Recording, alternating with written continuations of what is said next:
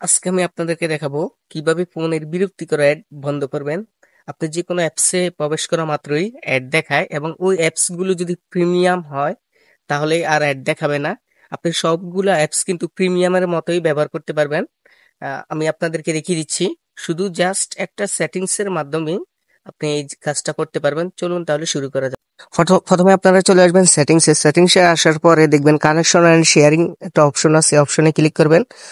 এই অপশনে ক্লিক করার পর তারপর দেখতে পারবেন এখানে লেখা আছে প্রাইভেট ডিএনএস নামের এই অপশনে ক্লিক করবেন। এই অপশনে ক্লিক করার পর তারপরে এই অপশনটাতে ক্লিক করে private DNS provider host name এই অপশনে ক্লিক করার পর তারপর এখানে লিখবেন ডিএনএস ডট, এই যে লেখাটি লিখে এখানে সেভে ক্লিক করে দিবেন। দেখবেন আপনার সবগুলো অ্যাপ কিন্তু আপনি প্রিমিয়ামের মতো ব্যবহার করতে পারছেন এবং কোনো অ্যাড দেখাবে না।